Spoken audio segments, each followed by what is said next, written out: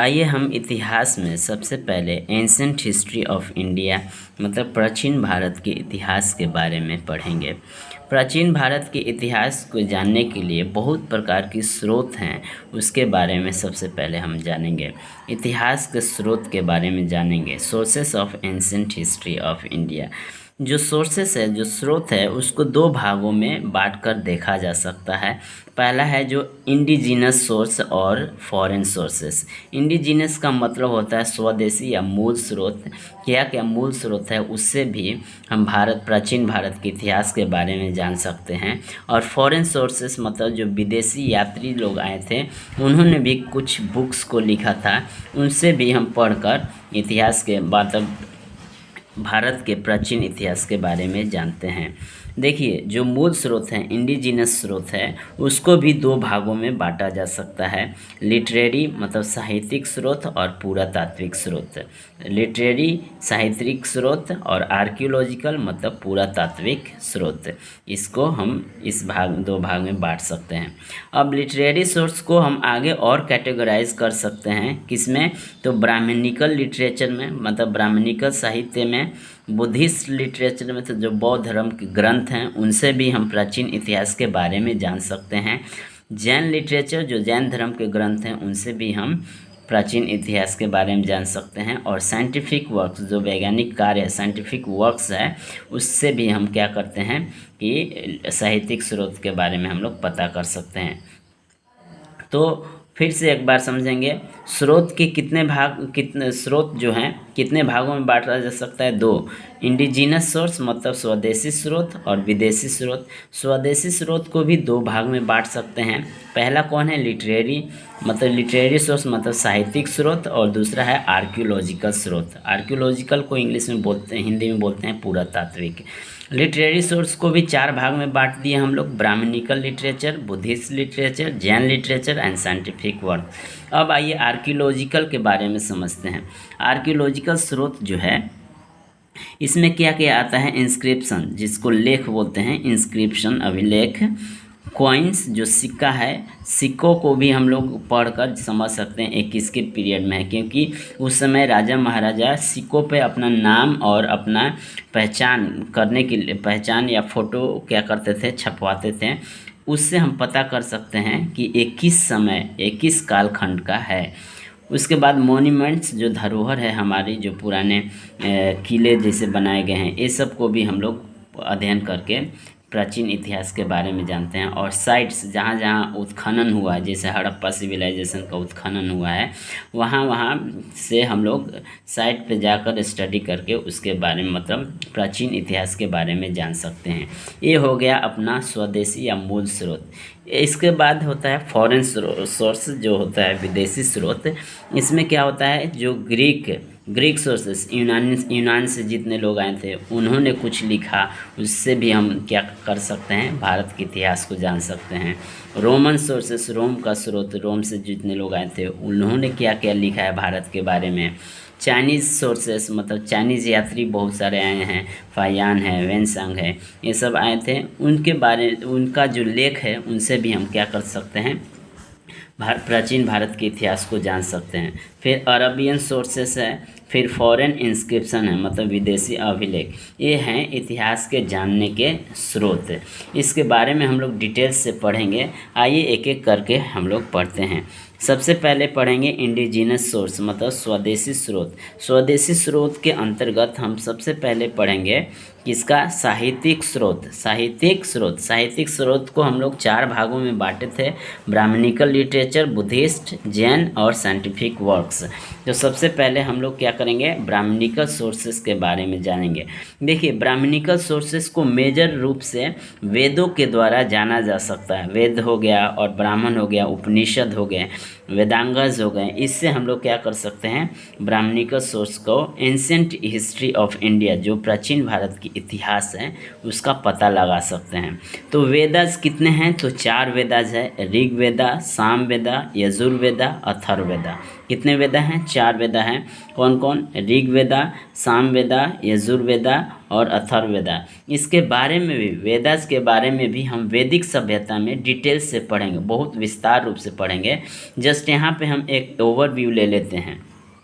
देखिए, इसको हम चार्ट के रूप में सजा दिए हैं, इसको हम पढ़ लेते हैं। वेदास का नाम इधर लिखा गया है, संग्रह मतलब कलेक्शन। इसमें किसके बारे में या क्या क्या है उसके बारे में हम लोग पढ़ेंगे। पुरोहित, इनको पढ़ने वाले पुरोहित या पृष्ठ को क्या कहा जाता था।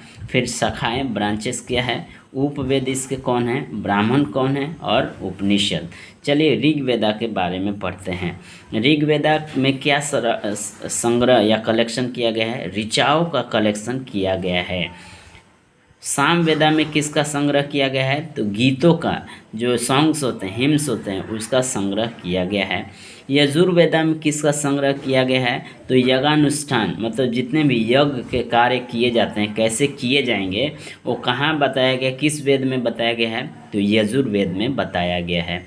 अथर्ववेद में तंत्र मंत्र से जितना भी चीज़ें रिलेटेड है वो किस में लिखा गया है, तो अथर्ववेद में लिखा गया है। पुरोहित के बारे में समझ लेते हैं। ऋग्वेदा को पुरोहित को होत्री कहते हैं। सामवेदा के पुरोहित को उद्गात्री या उद्गाता कहते हैं। यजुर्वेद के पुरोहित को अहर्वी कहते हैं और अथर्ववेद को ब्रह्मा कहते हैं। इनकी शाखाएं के बारे में बात करें तो शाखाएं आप याद रखिएगा, क्योंकि शाखाओं से बहुत बार सवाल पूछा जाता है, उपवेद से भी बहुत बार सवाल पूछा जाता है। तो ऋग्वेद का शाखा है कौन कौन, शाकल, सांख्यन और मांडुकायन। शाकल, सांख्यन, मांडुकायन ऋग्वेद का। सामवेद का जैमिनीय और राणायनीय, जैमिनीय और राणायनीय। यजुर्वेद का क्या कौन कौन सा है, तो तैत्तिरीय है एवं मैत्रेयानी।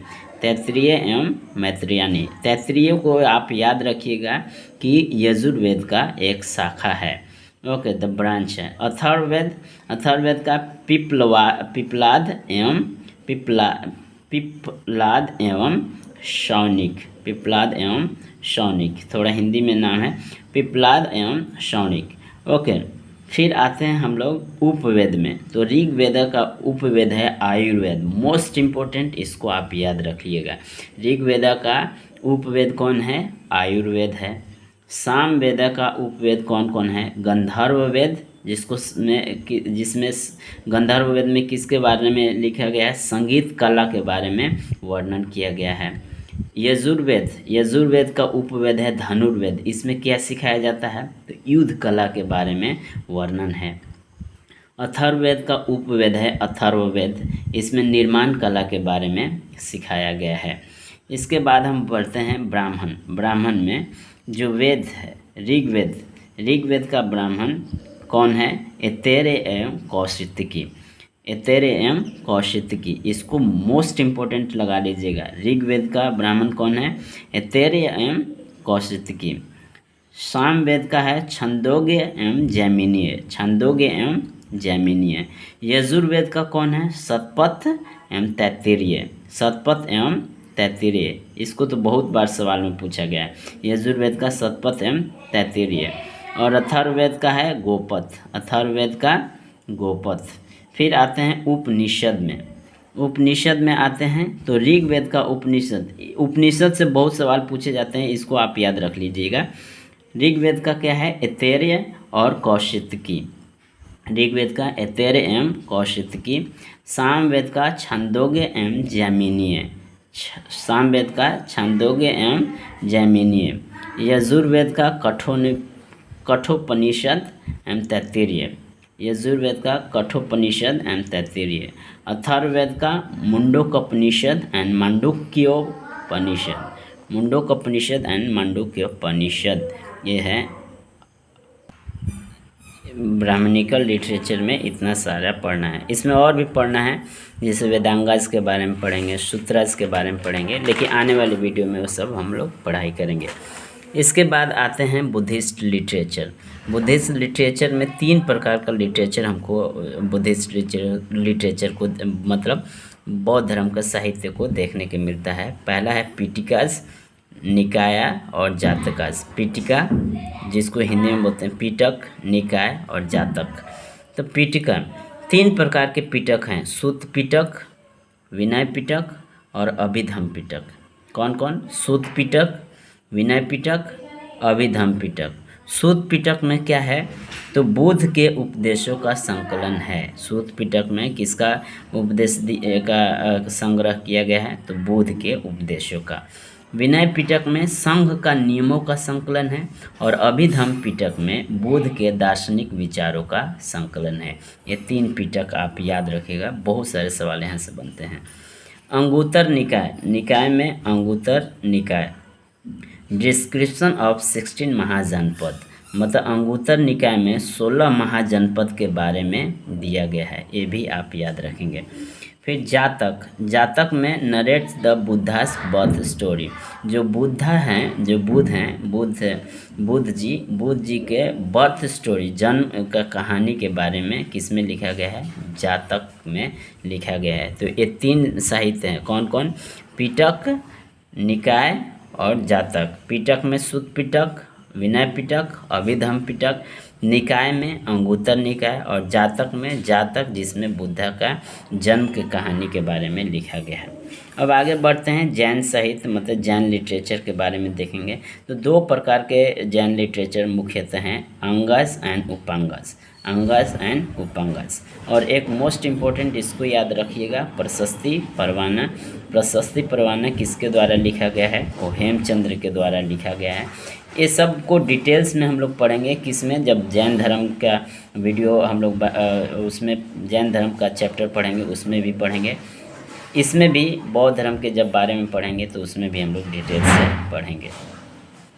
अब आते हैं भगवती सूत्र, एक क्या किसका लिटरेचर है, किसका साहित्य है? तो जैन धर्म का ही साहित्य है और इसमें भी 16 महाजनपदों का नाम लिखा गया है।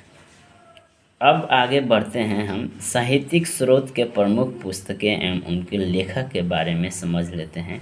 यहाँ से बहुत सारे सवाल पूछे जाते हैं इस पुस्तक से, और ये पुस्तक का नाम और लेखक का नाम इतना दिया गया है, और भी पुस्तक और लेखक का नाम जैसे जैसे हम लोग आगे बढ़ते जाएंगे हम लोग को मिलते जाएगा। सबसे पहले है अष्टाध्यायी। अष्टाध्यायी किसके द्वारा लिखा गया है? तो पाणिनि के द्वारा। गार्गी संहिता गार्गी के द्वारा। अभिधम कोश वसुबंधु के द्वारा। नवशशांक चरित पद्म गुप्त परिमल के द्वारा। कुमारपाल चरित हेमचंद्र के द्वारा। कुमारपाल चरित हेमचंद्र के द्वारा। वसंत विलास बालचंद्र के द्वारा। पृथ्वीराज रासो चंद्र बदाई। नाट्यशास्त्र भरत मुनि। नीतिशास्त्र कमंडक या कामंडक, देखिए इस दोनों को आप कंफ्यूज नहीं होना है। नाट्यशास्त्र भरत मुनि के द्वारा और नीतिशास्त्र कामंडक। हर्षचरित कादम्बरी बाण भट्ट के द्वारा। हर्षचरित और कादम्बरी किसके द्वारा? बाण भट्ट के द्वारा लिखा गया है। योगाचार किसके द्वारा? असंग के द्वारा। अवंती सुंदरी कथा अवंती सुंदरी कथा किसके द्वारा? तो दंडी के द्वारा लिखा गया है। रावण वध भट्टी के द्वारा। 10 कुमार चरित्र दंडी के द्वारा। मालती माधव भवभूति के द्वारा, ये भव है, मालती माधव भवभूति के द्वारा, भवभूति प्रथम के द्वारा लिखा गया है। मत विलास प्रसन्न महेंद्र वर्मन के द्वारा, ये मोस्ट इम्पोर्टेंट है, इससे सवाल पूछे जा चुके हैं। मत विलास प्रसन्न महेंद्र वर्मन। महाभाष्य पतंजलि, ये भी महाभाष्य पतंजलि। आर्य सिद्धांत या सूर्य सिद्धांत, सूर्य सिद्धांत से क्वेश्चन पूछे जा चुके हैं, आर्यभट्ट। सूर्य सिद्धांत किसके द्वारा? आर्यभट्ट। फिर बृहत कथा मंजरी, ये इससे भी क्वेश्चंस आए हैं। बृहत कथा मंजरी क्षेमेंद्र के द्वारा। राजमार्तंड्य भोज के द्वारा, राजमार्तंड भोज के द्वारा। रस ललाकार रस रत्नाकार, रस रत्ना, ये रत्ना है, रस रत्नाकार नागार्जुन के द्वारा। सहस्त्र कारिका सूत्र, सहस्त्र कारिका सूत्र एंड माध्यमिक कारिका सूत्र किसके द्वारा लिखा गया है? और राजतमुनि, ये 3 किसके द्वारा लिखा गया है? कल्हण के द्वारा लिखा गया है। एक सेकेंड, रस रत्नाकार नागार्जुन एंड सहस्त्र कारिका सूत्र एवं माध्यमिक कारिका सूत्र ये नागार्जुन के द्वारा लिखा गया है। याद रखिएगा, रस रत्नाकार एवं सहस्त्र कारिका सूत्र तथा माध्यमिक कारिका सूत्र नागार्जुन के द्वारा लिखा गया है। राजतरंगिणी कल्हड़ के द्वारा लिखा गया है। राजतरंगिणी किसके द्वारा? कल्हड़ के द्वारा। प्रबंध चिंतामणि मेरुतुंगाचार्य के द्वारा लिखा गया है। प्रबंध चिंतामणि मेरुतुंगाचार्य के द्वारा लिखा गया है। इसके बाद आगे बढ़ते हैं। कृति कौमुदी, कृति कौमुदी सोमेश्वर के द्वारा, कृति कौमुदी सोमेश्वर के द्वारा। मेघदूतम कुमार संभव और रघुवंशम, मेघदूतम कुमार संभव रघुवंशम किसके, ये तीनों किसके द्वारा? कालिदास के द्वारा लिखा गया है। कामसूत्र और न्याय भाष्य वात्स्यायन के द्वारा, कामसूत्र और न्याय भाष्य वात्स्यायन के द्वारा। बुधचरित और सौंदरानंद, बुधचरित और सौंदरानंद किसके द्वारा लिखा गया है? अश्वघोष के द्वारा। सरिपुत्र प्रकरण अश्वघोष के द्वारा ही लिखा गया है।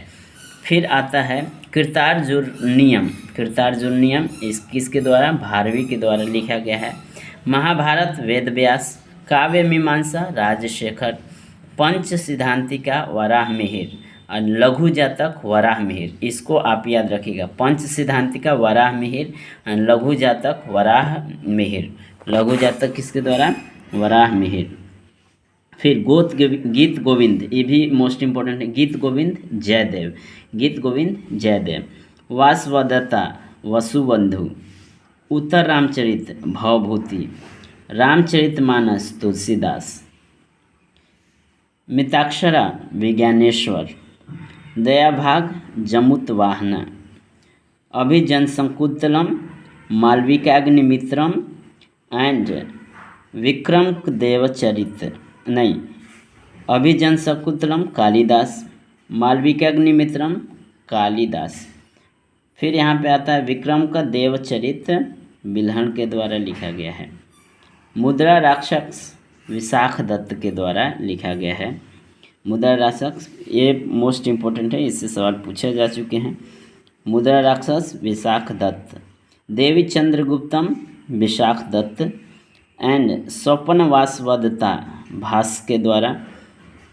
फिर चरुदत्ता भास के द्वारा। प्रबंध कोश राजशेखर, इसको याद रखिएगा। प्रबंध कोश राजशेखर, राजशेखर द्वारा काव्य मीमांसा, कर्पूर मंजरी, हर विलास एंड बाल रामायण, इन बुकों को याद रखिए, किताबों को याद रखिएगा। राजशेखर के द्वारा प्रबंध कोश, काव्य मीमांसा, कर्पूर मंजरी, हर विलास एंड बाल रामायण। एंड आगे बढ़ते हैं हम। मरीच कटिकम, मरीच कटिकम किसके द्वारा? शूद्रक का द्वारा लिखा गया है, शूद्रक बोलते हैं। ललित विग्रह राज सोमदेव के द्वारा लिखा गया है। और बहुत सारी किताबें हैं, उसको हम आने वाले वीडियो में देखेंगे।